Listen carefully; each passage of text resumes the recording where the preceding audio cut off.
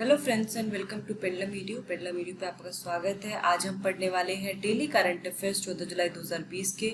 तो फटाफट से गाइस सेशन को ज्वाइन कर लीजिए और जिन लोगों ने हमारे चैनल पेडलम वीडियो को सब्सक्राइब नहीं किया है वो इसको जरूर सब्सक्राइब करें और बेल आइकन को दबाना ना भूलें नोटिफिकेशन के लिए। चलिए हम लोग बिना टाइम वेस्ट करे हुए सेशन की शुरुआत कर लेते हैं।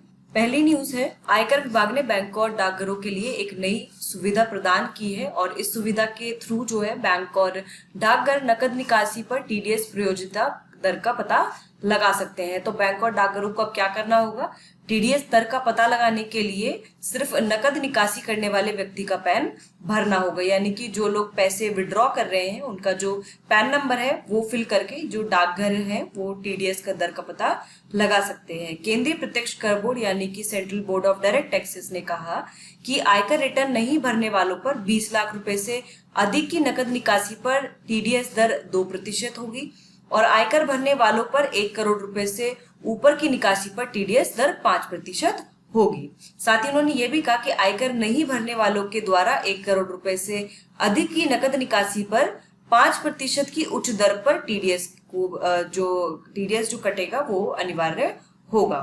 ठीक है, तो यहाँ पर दो चीजें हैं कि जो 20 लाख से ऊपर जो विड्रॉ कर रहे हैं, नकद की निकासी कर रहे हैं, उन पे जो टीडीएस की दर होगी वो 2% होगी।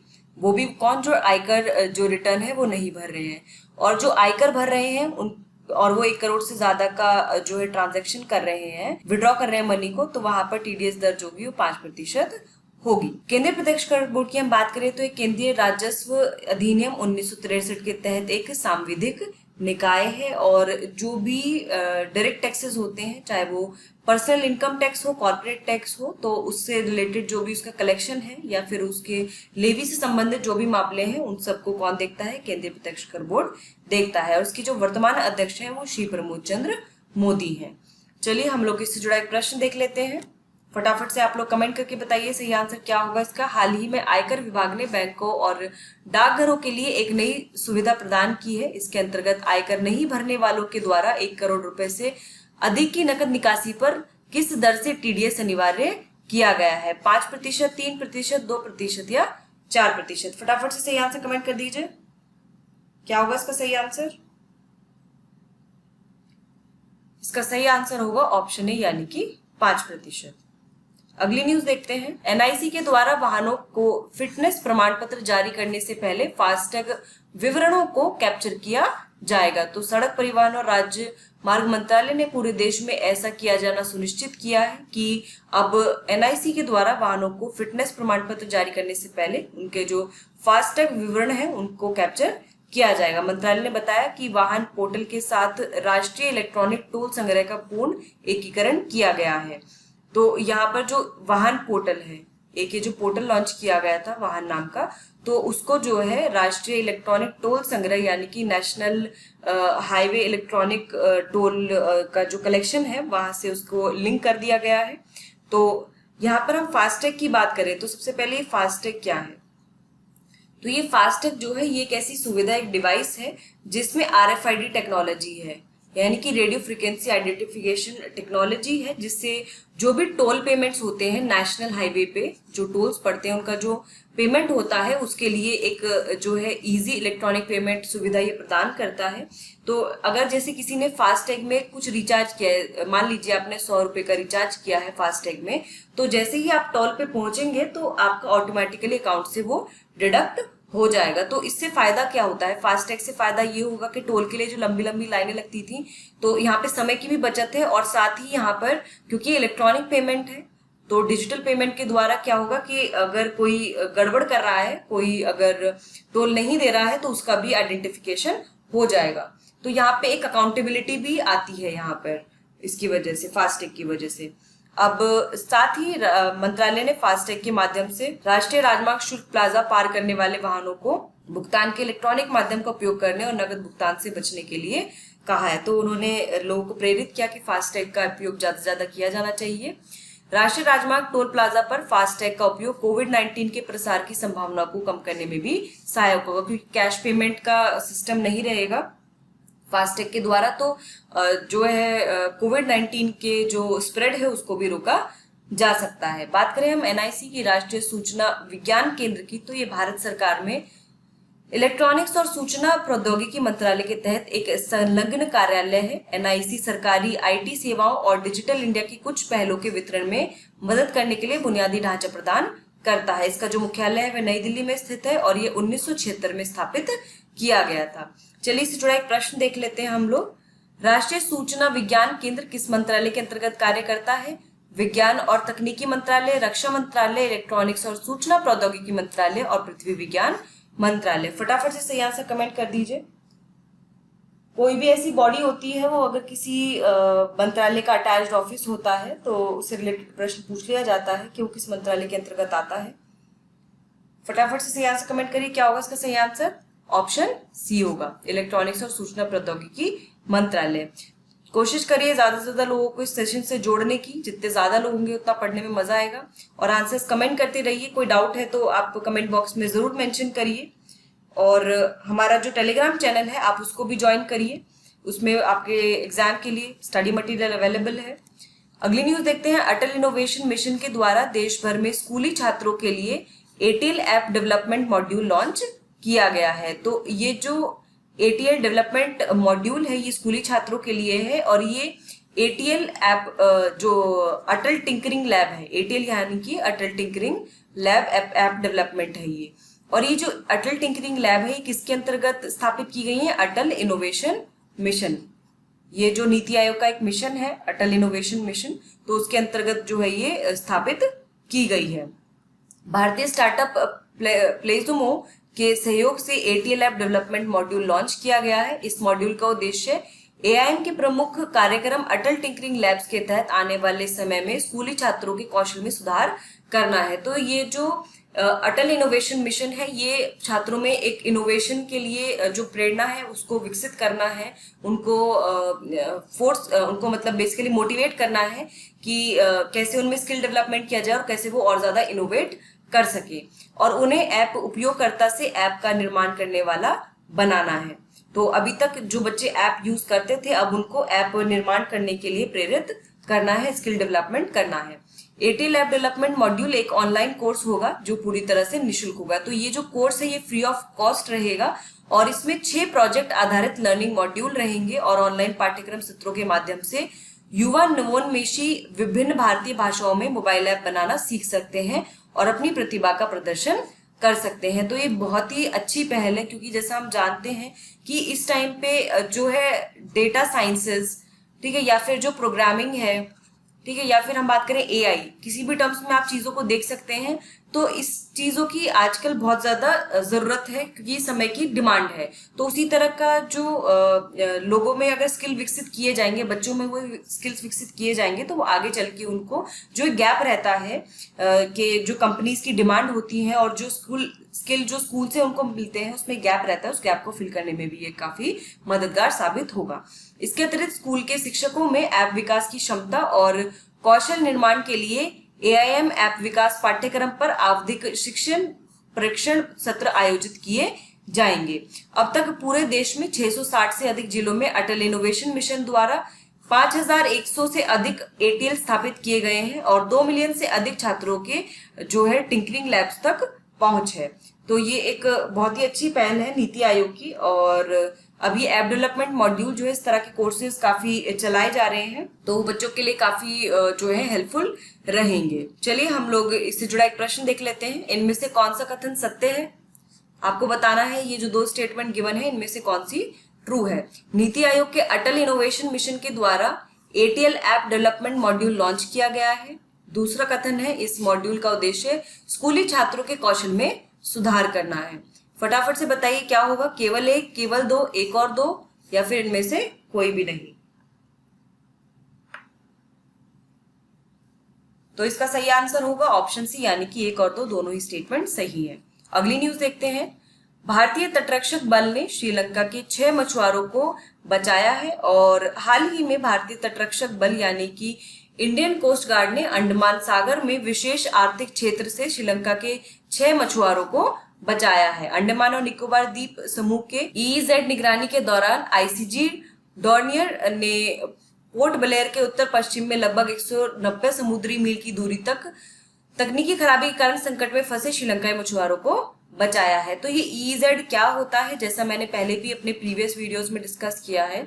तो सबसे पहले जो ईजेड है उसको डिफाइन किया गया है यूएन क्लॉज के अंतर्गत, यानी कि United Nations convention on law of sea. तो ये एक यूएन कन्वेंशन हुआ था, उसके अंतर्गत जो है ये डिसाइड किया गया कि जो ईजेड क्या होगा, यानी कि एक्सक्लूसिव इकोनॉमिक जोन जो है किसी भी कंट्री का, वो क्या होगा। तो होता क्या है कि यदि आप समझ लीजिए कि ये एक जो है कोस्ट लाइन है कंट्री की, मान लीजिए भारत की ही कोस्ट लाइन है, तो इसके कोस्ट लाइन से लेकर 200 नॉटिकल माइल्स तक, तो 200 नॉटिकल माइल्स तक क्या होता है, ये ईजेड जोन होता है। और यहाँ पर जो है एक किसी भी कंट्री का जो है इसमें पूरा एक्सक्लूसिव राइट्स होते हैं रिलेटेड टू इकोनॉमिक चीजें। और इसमें जो होता है, जो नेवी होती है, जो वाटर राइट्स होते हैं और जो एयर राइट्स होते हैं, वो भी उस पर्टिकुलर कंट्री के पास ही होते हैं। तो ये बेसिकली ईजेड होता है। और एक और चीज है कि ये जो UN convention on law of seas था, तो ये 1982 में साइन हुआ था, ठीक है, 1982 में ये साइन हुआ था। और इसी के अंतर्गत जो है वो मैरीटाइम जोन जो है वो सेटअप किए जाते हैं। तो यहाँ पर क्या होता है, एक्सक्लूसिव इकोनॉमिक जोन में जैसे मान लीजिए यहाँ पे कोई पर्टिकुलर रिसोर्स है, मान लीजिए कोई R1 रिसोर्स है या R2 रिसोर्स है, तो अगर मान लीजिए इंडिया कोस्ट लाइन है, तो ये इंडिया का एक्सक्लूसिव इकोनॉमिक जोन हो गया। और यहाँ पर R1 और R2 रिसोर्सेज को एक्सप्लॉइट करने के लिए जो राइट्स होंगे, जो एक्सक्लूसिव राइट्स होंगे, वो इंडिया के कहलाए जाएंगे। तो ये होता है ईजेड का कंसेप्ट। बात करें हम इंडियन कोस्ट गार्ड की, तो ये एक सशस्त्र बल है जो समुद्री खोज और बचाव और कानून प्रवर्तन एजेंसी है, साथ ही भारत के समुद्री हितों की रक्षा भी करती है। यह रक्षा मंत्रालय के तहत काम करता है और इसका जो मुख्यालय है वह नई दिल्ली में है। इसकी स्थापना 18 अगस्त 1978 को की गई थी। ठीक है, चलिए इससे जुड़ा एक प्रश्न देख लेते हैं। विशेष आर्थिक क्षेत्र यानी कि एक्सक्लूसिव इकोनॉमिक जोन संयुक्त राष्ट्र के किस सम्मेलन द्वारा निर्धारित किए गए थे? 1985, 1990, 1982 या 1976? फटाफट से सही आंसर कमेंट करके बताइए। मैंने आपको अभी बताया यूएन क्लॉज जो है कौन सी ईयर में जो साइन हुआ था। इसका सही आंसर होगा ऑप्शन सी, यानी कि 1982। अगली न्यूज देखते हैं। भारतीय रेलवे 2030 तक 100% स्वच्छ ऊर्जा पर चलने वाला दुनिया का पहला ग्रीन रेलवे होगा। तो हाल ही में जो हमारे रेलवे मिनिस्टर है, रेलवे मंत्री हैं पीयूष गोयल, उन्होंने कहा कि भारतीय रेलवे 2030 तक 100% स्वच्छ ऊर्जा पर चलने वाला दुनिया का पहला ग्रीन रेलवे होगा। भारतीय रेलवे दुनिया का सबसे बड़ा रेलवे होगा जिसमें डीजल की जगह 100% विद्युतीकरण होगा, यानी कि 100% इलेक्ट्रिफिकेशन किया जाएगा। और इसी के चलते भारत जो है दुनिया का पहला ग्रीन रेलवे बन जाएगा, क्योंकि वो 100% स्वच्छ ऊर्जा पर काम करेगा। यह बात उन्होंने इंडिया ग्लोबल वीक 2020 को संबोधित करते हुए कहा। तो हाल ही में हमने कल या परसों शायद हमने पढ़ा था कि इंडियन ग्लोबल वीक के बारे में, कि प्रधानमंत्री मोदी ने जो इंडियन ग्लोबल वीक है जिसमें 5000 के करीब जो पार्टिसिपेंट्स हैं अलग अलग कंट्री से वो आए हुए हैं, तो जुड़े हुए हैं उसमें बेसिकली। तो इंडियन ग्लोबल वीक 2020 जो है उसमें उन्होंने ये बात कही। साथ ही उन्होंने ये भी बताया कि सरकार ने अतिरिक्त 151 ट्रेनों के लिए बोली लगाने के लिए निजी भागीदारी करने वालों को आमंत्रित किया है। तो इसमें जो है प्राइवेट सेक्टर से जो है बिडिंग को इनवाइट किया है, प्राइवेट सेक्टर से 151 ट्रेन के लिए। और इससे यात्रियों को विश्व स्तरीय सुविधा और उच्च गति की यात्रा का आनंद भी प्राप्त हो सके, क्योंकि जैसा हम जानते हैं कि प्राइवेट सेक्टर का मोटो होता है एफिशिएंसी और इकोनॉमी और इफेक्टिवनेस। तो ये तीन चीज को ध्यान रखते हुए हम देखते हैं कि जो प्राइवेट सेक्टर है उसमें क्वालिटी जो वो देता है प्राइवेट सेक्टर, वो उच्च गुणवत्ता वाली होती है। तो यहाँ पर वही कोशिश की गई। तो जो 151 ट्रेनों के लिए जो उन्होंने इनवाइट किया है बेड के प्राइवेट सेक्टर वहां पर उनको बना के दे, तो इसकी वजह से क्या होगा कि एक तो उच्च गति की यात्रा प्राप्त होगी, साथ ही जो वहां पे सुविधा है वो ग्लोबल लेवल के जो स्टैंडर्ड्स हैं उनको मीट करते हुए प्राप्त होगी। चलिए इससे जुड़ा एक प्रश्न देख लेते हैं। भारतीय रेलवे किस वर्ष तक 100% स्वच्छ ऊर्जा पर चलने वाला दुनिया का पहला ग्रीन रेलवे होगा? 2025, 2030, 2035 या 2040? फटाफट से सही आंसर कमेंट कर दीजिए। कब तक भारत का लक्ष्य है 100% स्वच्छ ऊर्जा पर चलने वाली दुनिया का पहला ग्रीन रेलवे बनना? सही आंसर होगा ऑप्शन बी, यानी कि 2030। तो बहुत सारे लक्ष्य हैं ऐसे जो 2030 तक पूरे होने हैं, खासकर जो सस्टेनेबल डेवलपमेंट गोल्स हैं जो 17 डिफाइन करे गए थे यूनाइटेड नेशंस के द्वारा, संयुक्त राष्ट्र के द्वारा। तो इनको भी 2030 तक जो है अचीव करना है इन गोल्स को। तो ज्यादातर आप देखेंगे, आप उनको जोड़ने की कोशिश करिए, क्योंकि जहां पर भी सस्टेनेबल डेवलपमेंट गोल आता है तो लक्ष्य लगभग जो है वो 2030 का होता है। चलिए हम लोग अगली न्यूज देखते हैं। अखिल भारतीय बाघ अनुमान 2018 का चौथा चक्र गिनीज वर्ल्ड रिकॉर्ड में शामिल किया गया है। तो दुनिया के सबसे बड़े कैमरा ट्रैप वन्य जीव सर्वेक्षण के लिए गिनीज वर्ल्ड रिकॉर्ड में शामिल किया गया है। इसके साथ ही भारत ने लक्ष्य से 4 साल पहले बाघों की संख्या को दोगुना करने के अपने संकल्प को भी पूरा कर लिया है। तो जैसे कुछ इनिशिएटिव है, जैसे प्रोजेक्ट टाइगर की कंजर्वेशन के लिए भारत ने चलाया था प्रोजेक्ट टाइगर 1973 में। उसके बाद एम स्ट्राइप्स करके एक जो है इनिशिएटिव लिया था गवर्नमेंट ने, जिसमें जो बाघों की संख्या है उसको बढ़ाने के लिए था ये एम स्ट्राइप्स। एक 3-2 करके एक इनिशिएटिव था जिसमें बाघों की जो संख्या है उसको दोगुना करने का जो इनिशिएटिव था। तो ये सब जो है जो इंडिया ने ये कंजर्वेशन प्रोजेक्ट जो चलाए थे टाइगर कंजर्वेशन के लिए, तो ये काफी जो है सही साबित हुए हैं। और भारत ने 4 साल पहले ही जो बाघों की संख्या को दुगना करना था उसको अचीव कर लिया है। 2010 में सेंट पीटर्सबर्ग में 2022 तक भारत ने बाघों की संख्या दोगुनी करने का लक्ष्य निर्धारित किया था। तो भारत ने कहा था 2010 में कि 2022 तक उसको पूरा कर लिया जाएगा, लेकिन 2018 का जो सर्वेक्षण हुआ था उसके अनुसार भारत ने उस संकल्प को 2018 में ही हासिल कर लिया। और इसी के चलते हुए इसका भारत का जो है गिनीज वर्ल्ड रिकॉर्ड में जो है ये सर्वेक्षण शामिल हुआ है। 2018 के नवीनतम जनगणना के अनुसार देश में अब अनुमानित 2967 बाघ हैं और इस संख्या के साथ भारतीय वैश्विक बाघों की आबादी के लगभग 75% का घर है, यानी कि India is home to 75% of total world's tiger population. अखिल भारतीय टाइगर एस्टिमेशन की बात करें हम तो ये राष्ट्रीय बाघ संरक्षण प्राधिकरण यानी कि नेशनल टाइगर कंजर्वेशन अथॉरिटी द्वारा हर 4 साल में संचालित किया जाता है। भारतीय वन जीव संस्थान यानी कि world wild life institute of India जो देहरादून में है और राज्य वन विभाग व भागीदार भी सहायक इसमें होते हैं इस एस्टिमेशन को करने के लिए। चलिए इससे जुड़ा एक प्रश्न देख लेते हैं। वर्तमान में भारत में विश्व के लगभग कितने प्रतिशत बाघ निवास करते हैं? 25%, 50%, 75% और 100%। फटाफट से सही आंसर कमेंट करिए। विश्व के लगभग कितने प्रतिशत बाघ जो हैं वो भारत में निवास करते हैं? इसका सही आंसर होगा ऑप्शन सी यानी कि 75%। अगली न्यूज देखते हैं। Drug controller general of India ने कोविड-19 के मरीजों के लिए इटोलिजुमाब इंजेक्शन के उपयोग की अनुमति प्रदान कर दी है। तो हाल ही में डीसीजीआई यानी कि drug controller general of India जो सीडीएससीओ के अंतर्गत कार्य करता है, उसने अभी कोविड-19 के मरीजों के लिए इटोलिजुमाब इंजेक्शन के उपयोग को मंजूरी प्रदान कर दी है। इसे सीमित आपातकालीन अर्थात मध्य से गंभीर तीव्र श्वसन संकट सिंड्रोम यानी कि साइटोकिन रिलीज सिंड्रोम के लिए ही उपयोग किया जा सकता है। तो ये पहले ही निर्धारित कर दिया गया है कि मध्य से गंभीर तीव्र श्वसन संकट सिंड्रोम में ही इसको इस्तेमाल किया जाए। क्लिनिकल परीक्षणों से संतोषजनक परिणाम के आने के बाद ही इस दवा को जो है मंजूरी प्रदान की गई है।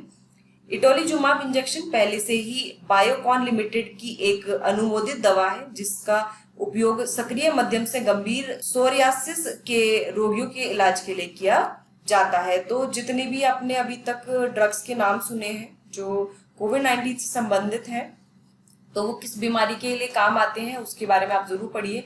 जैसे अभी ये इटोलिजुमाब हो गया, ठीक है, ऐसे ही रेमडेसिविर होगा, रेमडेसिविर काफी न्यूज में रहा, यूमीफेनोविर हो गया, ठीक है। तो इस तरह के जो भी या फिर कोविफोर हो गया, तो इस तरह के जो भी ड्रग्स हैं और सबसे इम्पोर्टेंट हाइड्रोक्सीक्लोरोक्विन, तो ये जो भी ड्रग्स न्यूज में रहे हैं आप उनके बारे में जरूर पढ़िए, ठीक है। या फिर ये किसी और नाम से थे, जैसे फेबीफ्लू के नाम से एक ड्रग था जिसको जो बेचा जा रहा था फॉर कोविड-19। तो इस तरह के जो भी ड्रग्स हैं आप उनके बारे में एक बार जरूर पढ़िए, ये न्यूज में है तो हो सकता है प्रश्न पूछ लिया जाए। अगली न्यूज देखते हैं। मध्य प्रदेश सरकार ने मास्क नहीं पहनने वालों के लिए रोको टोको अभियान शुरू किया है। तो मध्य प्रदेश सरकार जो है काफी अभियान चला रही है, जैसे एक दादा दादी नाना नानी कैंपेन था, दादा दादी नाना नानी कैंपेन, एक चरण पादुका करके कैंपेन था। ठीक है, ये सारे जो कोविड-19 से रिलेटेड कुछ कुछ जो थे इनिशिएटिव हैं जो मध्य प्रदेश गवर्नमेंट के द्वारा लिए जा रहे हैं, और उसके साथ ही कुछ स्कीम्स भी उन्होंने लॉन्च किए हैं। तो ये मध्य प्रदेश पीसीएस वालों के लिए काफी इम्पोर्टेंट हो जाती है। और ये जो रोको टोको अभियान है ये इसीलिए है कि जो लोग मास्क नहीं पहन रहे हैं उनको टोकने के लिए, क्योंकि जो अभी स्थिति है उसके चलते हुए मास्क पहनना अनिवार्य है। अब चयनित स्वैच्छिक संगठन उन लोगों को जीवन शक्ति योजना के तहत बनाए गए मास्क प्रदान करेंगे जो सार्वजनिक स्थानों पर मास्क नहीं पहनते हैं, और संबंधित व्यक्ति से प्रति मास्क 20 रुपए का शुल्क लेंगे। यानी कि अगर कोई भी बंदा दिख गया ऐसा जिसने मास्क नहीं पहना है तो क्या करेंगे कि जीवन शक्ति योजना के तहत जितने भी मास्क जो बनाए गए हैं तो उसमें से जो है उस बंदे को मास्क दिया जाएगा और उससे उस मास्क के 20 रुपए लिए जाएंगे। कलेक्टर इस कार्य के लिए जिला में स्वैच्छिक संगठनों का चयन करेंगे। चयन करते समय संगठन की उपलब्ध व्यक्तियों की संख्या, विश्वसनीयता और दक्षता को ध्यान में रखा जाएगा, और संग्राहक इन संगठनों को मास्क के वितरण के लिए उपयुक्त स्थान उपलब्ध कराएंगे। मुख्यमंत्री जीवन शक्ति योजना क्या है?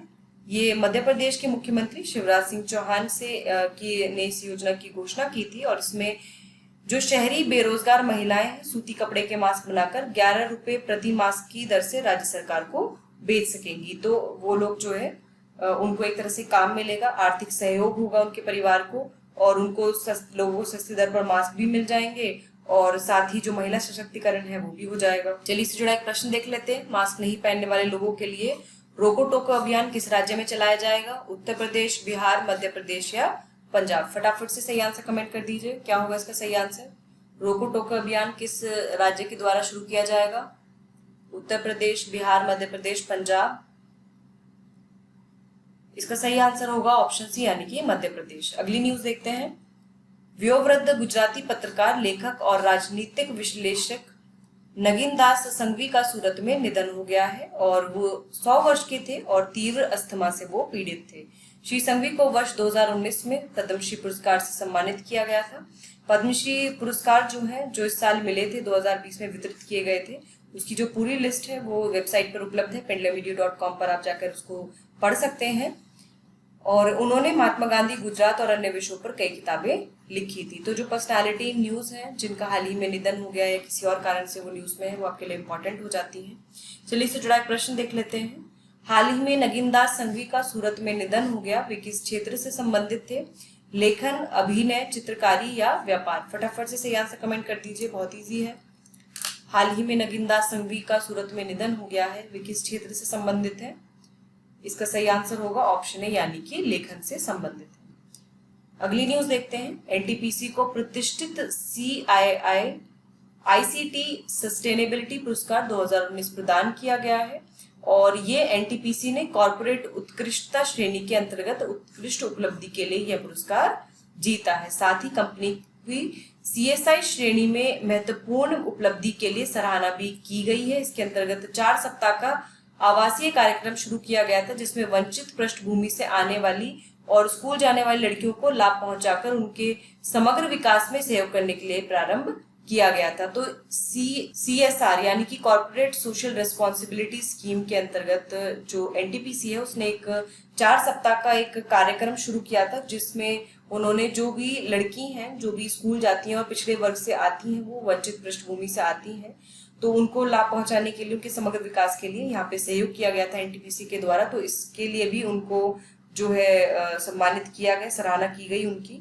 तो CSR होता क्या है? कॉर्पोरेट सोशल रिस्पॉन्सिबिलिटी होता क्या है कि इसके अंतर्गत जो है एक पर्टिकुलर कंपनी को जिसका टर्नओवर जो है काफी ज्यादा होता है, कुछ पर्टिकुलर अमाउंट होता है कि अगर उनका जो प्रॉफिट है या फिर जो उनका एनुअल टर्नओवर है, अगर वो उस सीमा को अगर वो क्रॉस करता है तो उनको जो है अपना टोटल प्रॉफिट का या फिर टोटल टर्नओवर का जो भी उसमें रहता है उसका 2% जो है उनको खर्च करना पड़ेगा CSR एक्टिविटीज के लिए। यानी कि जैसे आप एजुकेशन पे उसको खर्च कर सकते हैं, ठीक है, या फिर आप एनवायरनमेंट के लिए आप उसको खर्च कर सकते हैं, तो कुछ सोशल एक्टिविटीज के लिए वो CSR जो है वो खर्च किया जाता है। तो सीएसआर का ये जो कंसेप्ट है ये इसीलिए इमर्ज हुआ कि देखिए अभी कंपनी जब कोई भी वर्क करती है तो उसमें रिसोर्सेज लगते हैं, ठीक है, वो रिसोर्सेज ह्यूमन रिसोर्सेज भी होते हैं और नेचुरल रिसोर्सेज भी होते हैं, और सोसाइटी का एक सपोर्ट होता है उस कंपनी, किसी भी कंपनी को, कॉर्पोरेट को खड़ा करने के लिए।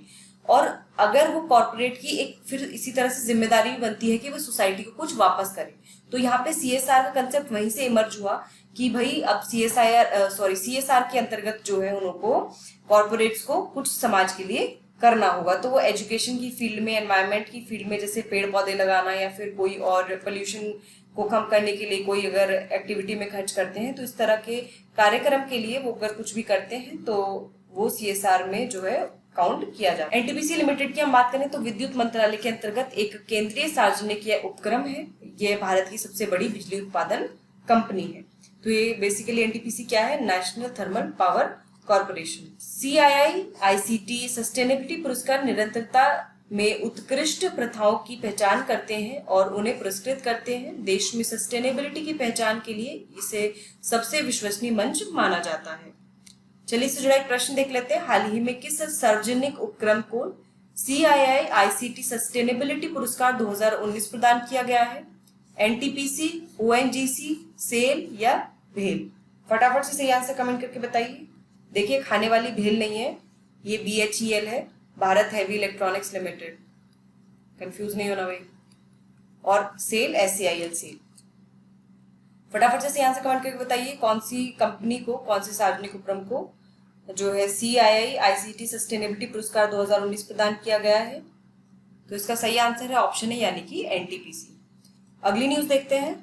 तेलंगाना में आदिवासी संक्षेमा परिषद ने गोंडी यानी कि जिसको कोया भाषा भी कहते हैं उसको संविधान की 8वीं अनुसूची में शामिल करने के लिए अभियान चलाया है। तो बहुत टाइम से ही जो आदिवासी संगठन है ये गोंडी जो एक भाषा है उसको जो है आधिकारिक मान्यता देने के लिए मांग कर रहे थे। और ये जो 8वीं अनुसूची है यानी कि शेड्यूल 8, भारत के संविधान का जो शेड्यूल 8 है, इसमें 22 ऑफिशियल लैंग्वेजेस हैं, यानी कि 22 इसमें भाषा है, आधिकारिक भाषाएं हैं, जिसमें संस्कृत, नेपाली, तमिल तो और तेलुगु, इस तरह की जो है टोटल 22 भाषाएं शामिल हैं। तो इसी में इन्होंने बोला है कि भाई जो गोंडी भाषा है इसको भी उसमें सम्मान मिलना चाहिए, इसको भी 8वीं अनुसूची में शामिल किया जाना चाहिए। और ये भाषा जो है तेलंगाना, आंध्र प्रदेश, छत्तीसगढ़ और उड़ीसा में बोली जाती है, उसके सहित 6 राज्यों में टोटल बोली जाती है ये। और उन्होंने कहा कि 21 जुलाई को जो है एक प्रोग्राम किया जाएगा जिसमें वो गोंडी भाषा दिवस मनाएंगे और इस दिवस के चलते वो लोग तक एक मैसेज पहुंचाना चाहेंगे कि गोंडी भाषा को जो है भाई आप 8वीं अनुसूची में शामिल करिए। ऑनलाइन अभियान का उद्देश्य आदिवासियों को अपने संबंधित गांव में विश्व कोया भाषा दिनोत्सव मनाकर सरकार को इस आधिकारिक मान्यता देने के लिए प्रोत्साहित करना है। 9 अगस्त 2020 को हर साल विश्व के स्वदेशी लोगों के अंतर्राष्ट्रीय दिवस के दिन ऑनलाइन अभियान को तेज किया जाएगा ताकि ज्यादा लोगों तक पहुंचे ये चीज। तो ये बेसिकली जो दिवस होता है international day for indigenous tribes, तो ये मनाया जाता है हर वर्ष 9 अगस्त 2020 को। तो तब ये ऑनलाइन जो अभियान है इसको और तेज किया जाएगा। कोया या गोंडी देश के कई राज्यों में फैले गोंडवाना क्षेत्र के करोड़ों आदिवासियों द्वारा बोली जाने वाली भाषा है। तो ये गोंडी भाषा जो है ये कई क्षेत्रों में बोली जाती है और ये जो गोंडवाना क्षेत्र है खासकर उसमें ये जो है आदिवासियों के द्वारा बोली जाती है। चलिए इससे जुड़ा एक प्रश्न देख लेते हैं। कोया भाषा इनमें से किस राज्य में बोली जाती है? तेलंगाना, आंध्र प्रदेश, छत्तीसगढ़ या उपरोक्त सभी? फटाफट से सही आंसर कमेंट करके बताइए। गोंडी या कोया भाषा इनमें से किस राज्य में बोली जाती है? तेलंगाना, आंध्र प्रदेश, छत्तीसगढ़ और उपरोक्त सभी। इसका सही आंसर होगा ऑप्शन डी यानी कि उपरोक्त सभी। और जिन जिन लोगों को पीडीएफ डाउनलोड करना है मंथली करंट अफेयर्स का, चाहे वो इंग्लिश में हो चाहे हिंदी में हो, या फिर बैंकिंग अवेयरनेस की मंथली पीडीएफ जून की डाउनलोड करनी है, तो नीचे डिस्क्रिप्शन में लिंक है, आप वहां पर जाकर डाउनलोड कर सकते हैं। आपको ये सेशन कैसा लगा? अच्छा लगा तो इसे लाइक करिए, शेयर करिए ज्यादा से ज्यादा, और कोई डाउट है कमेंट बॉक्स में मेंशन करिए। और आप जो है रोजाना डेली करंट अफेयर्स को फॉलो करिए और लोगों को भी कहिए कि इस सेशन से जुड़े, पढ़ने में बहुत मजा आएगा, ज्यादा लोग होंगे जुड़ेंगे और कोई भी आपको डाउट है तो उसको जरूर बताइए, चाहे वो कैसे करंट अफेयर्स पढ़े उससे रिलेटेड हो या फिर आपके किसी एग्जाम से पर्टिकुलरली रिलेटेड हो, आप वो डाउट अपना बता सकते हैं हमें। हम कोशिश करेंगे आपको जवाब देने की। और इसी तरह से हमारे साथ जुड़े रहिए, तैयारी करते रहिए। फिर मिलते हैं। All the best.